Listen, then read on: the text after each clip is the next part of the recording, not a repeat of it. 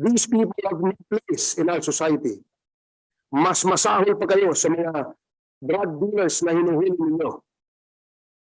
There is a motion to dispense with the calling of the roll and duly seconded.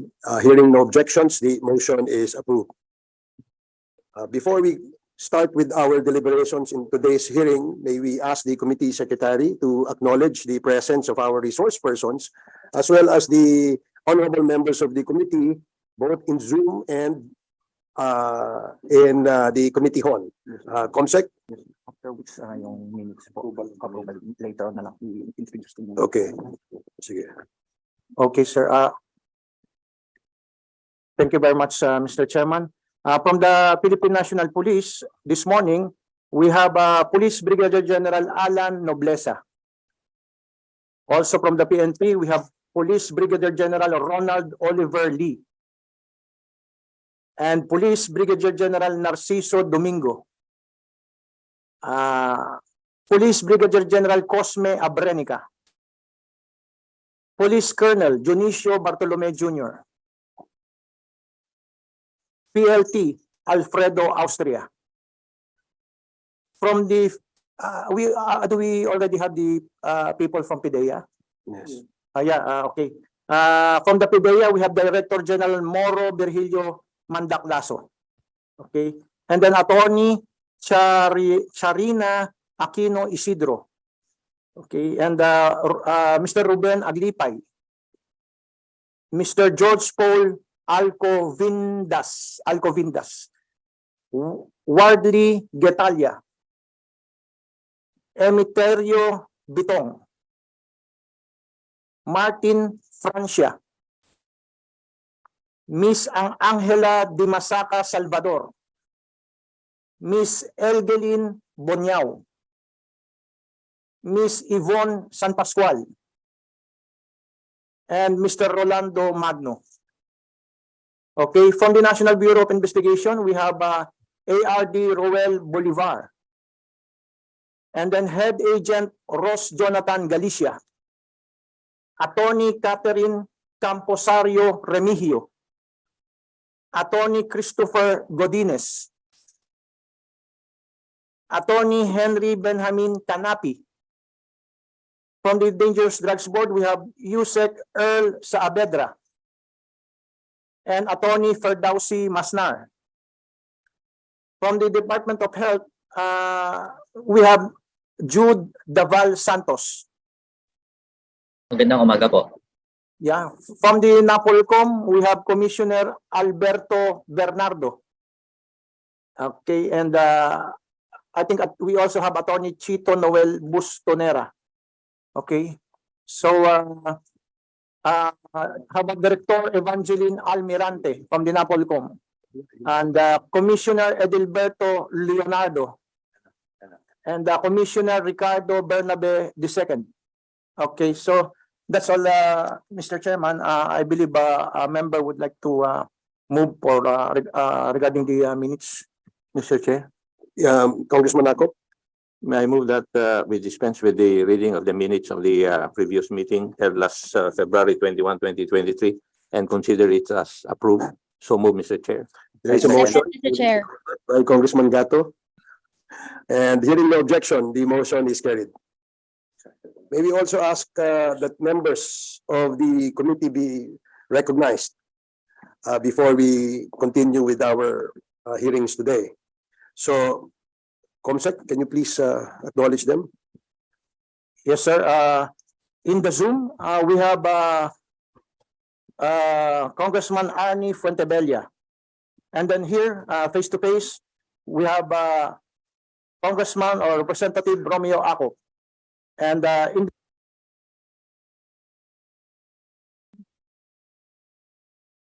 Hindi ko makita.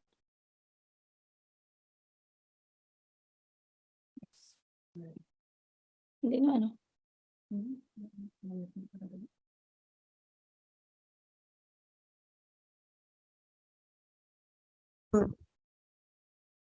Congressman Dale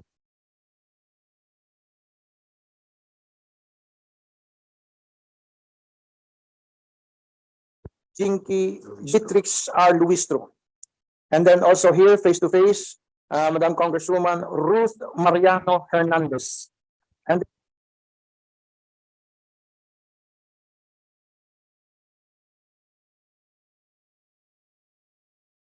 Nograles. And also in Zoom, Representative Julian Jam Baronda.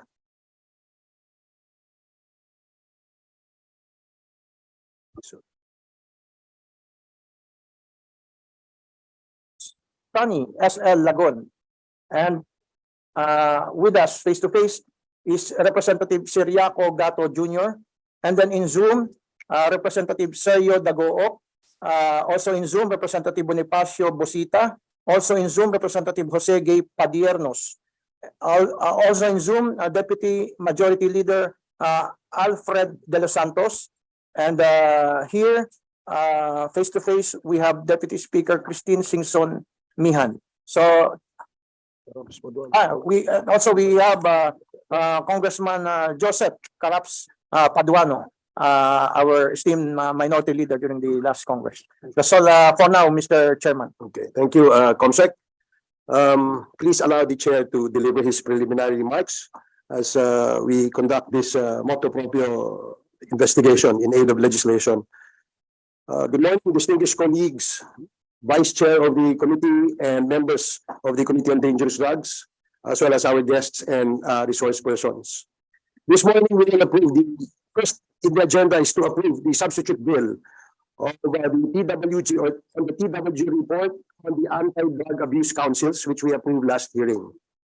Then we will move on to our main agenda, which is the motu proprio investigation in aid of legislation on the reported illegal scheme of rewarding assets and informants of the PIDEA with 30% of the drug haul in its illegal drug operations.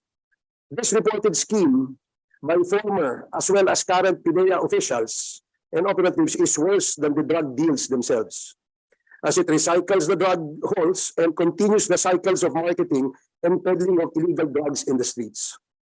The revelation made by PIDEA Director General Moro Lazo is an indication that our law enforcement agencies are weighed down by the presence of unscrupulous employees who continue to sell the future of our children and our society for personal enrichment. Please, in our society, mas masahol pa kayo sa mga drug dealers na hinuhuli ninyo. Sa ginagawa nyo, nagmumukhang legal at government-sponsored ang ating mga drug deals. Kaya pala hindi matapos-tapos at naubos-ubos ang droga sa ating kalsada. I hope that DG Lasso will have the courage to reveal everything he knows and means for the sake of our children and the generations to come. I commend him for coming forward. I assure DG Lasso of this committee's all-out support and protection, if needed, for anyone who will be willing to reveal the truth and save our nation. In this investigation, as in the past investigations of the committee, we hope to come up with legislations to address the problems that we will discover and plug the loopholes that we will encounter. Already, we are thinking of amending certain sections of the Republic Act 9165 to put a cap on the amount of monetary rewards given to informants and assets. It may be based on percentages of the total amount of the drugs confiscated. The use of body cams in all operations and raids to totally document all movements, seizures, arrests, and procedures to guarantee transparency and accountability is another measure that we hope to institutionalize in the Comprehensive Dangerous Drugs Act, including a provision on recycling of dangerous drugs. As we tackle this issue, I would like to inform everyone that this representation has filed a resolution last year, which has been referred to this committee as well, to investigate the incidents involving some PNP as well as PIDEA personnel, more particularly the Sergeant Mayo case, where names of officials in the ranks of colonels and generals were somehow implicated. And the Taguig PIDEA headquarters raid, which happened likewise last year. We will also investigate the Ayala Alabang PIDEA operations. And all of these incidents allegedly involve the recycling of drugs. I hope that our PNP and PIDEA officials will all cooperate so we can get the whole picture of these incidents. So with that, I welcome all our resource persons as well as the members of the committee in this motu proprio investigation in the Committee on Dangerous Drugs. So, approval of the committee report and the yes. Okay. The resource persons are here, and the members who wish to ask questions may do so, but please let the committee secretariat know if you want to ask questions so that the conduct of the hearing will be in order. There is a submission of the TWG on the Anti-Drug Abuse Council bill, and the substitute bill has already been submitted to the mother committee as well as the committee report. Is there a motion from any of the members? Mr. Chair, Congresswoman I Luis, understand that we have deliberated on this bill already, but may I be allowed to make a manifestation on this? yes, you're recognized, Congresswoman Luis. Thank you, Mr. Chair. I fully support this bill, creating anti-drugs councils in all provinces, cities, municipalities, and barangays, since the solution to the illegal drug use necessitates multi-sectoral participation. Local government units should take an active role to solve the illegal drug use problem. LGUs should provide the impetus to their constituents that their voices are heard in finding solution to end the illegal drug use in the country. I commend the bill for including as members of the councils representatives from church-based group and from non-governmental organizations. I also commend this bill for encouraging PWUD, or person who uses drugs, to voluntarily surrender and seek treatment and rehabilitation. Previously, some users are afraid to turn themselves into the authorities because of security risk brought about by the previous military solution. Through this bill, users who want to rehabilitate themselves can seek assistance through their anti-drug councils. However, I have some reservations with respect particularly to paragraph F, section 12 of the bill, which pertains to the roles and responsibilities of barangay anti-drug councils.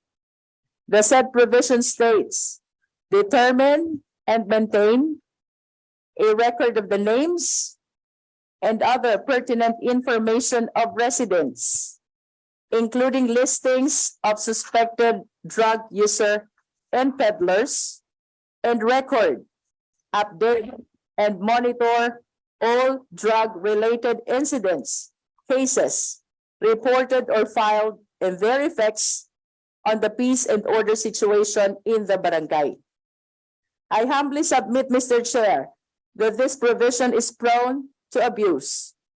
Innocent persons may be arbitrarily included in the list of suspected drug users and peddlers without due process. Barangay officials have no extensive trainings in conducting investigation.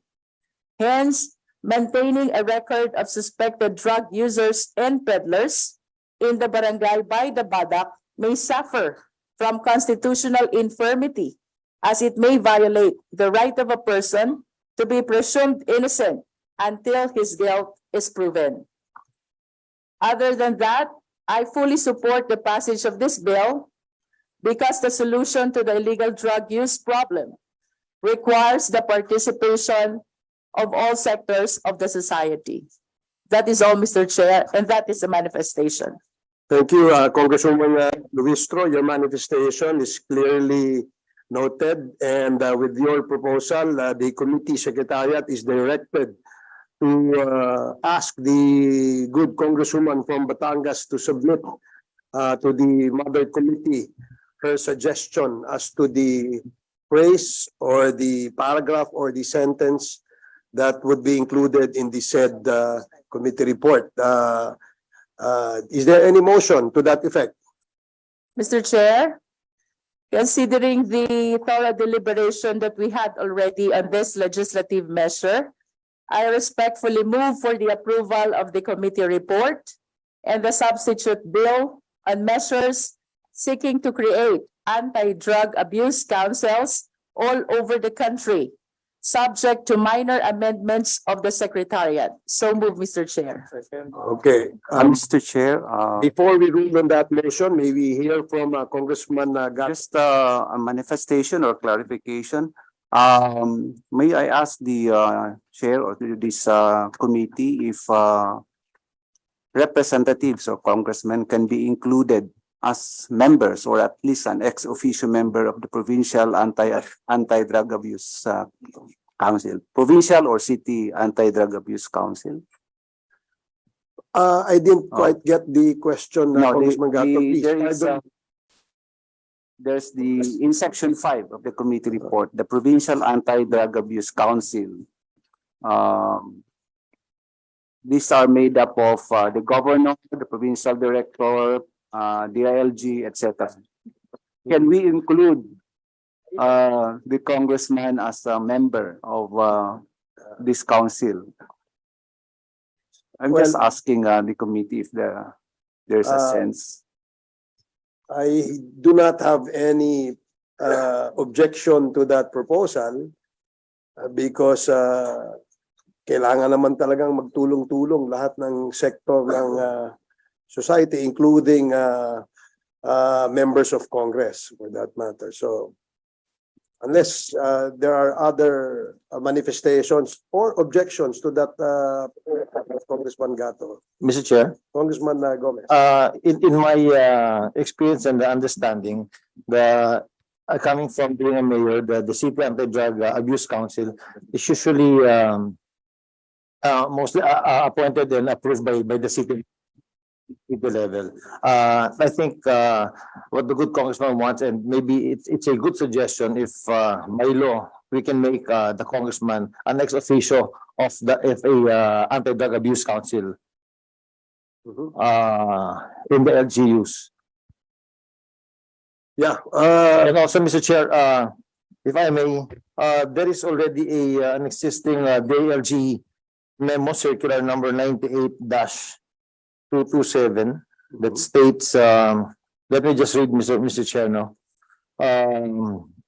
Which mandates the creation of the CADACs at all level of LGUs and provided for its duties and functions. So what we are trying to do now is to modify it and improve it, Mr. Chair. Well, as proposed by Congressman Gatto, to include the congressman or the district representative of the said city or province as member of the council. So Maybe as a permanent member of the council. as a permanent member, because if we put that in the bill, it will now be institutionalized. Yes. Therefore, the local government unit is compelled to follow. So, as I stated earlier, I do not have any objection to that unless our members. And Mr. Chair, if I may, I think it would be a good idea because not all representatives are in line or work together with the different mayors. I certainly agree with you.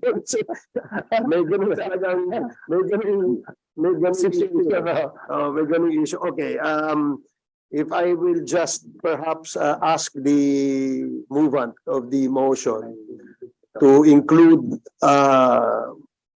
the congressman as a permanent ex officio member of the council. May we just perhaps ask the good congressman to submit to the Mother Committee your proposal so that we will provide a copy to all the members of the committee for their comment or maybe perhaps for their support? Yes, please, Congressman Gato. Mr. Chair, I move that district representatives be included as member of the provincial or City. as as the case may be, the city anti-drug abuse council, either as permanent member. I so move on, Mr. Chair. Okay, let me just dispose first the motion of Congresswoman Luistro. There's a motion by Congresswoman Luistro that amendments to Section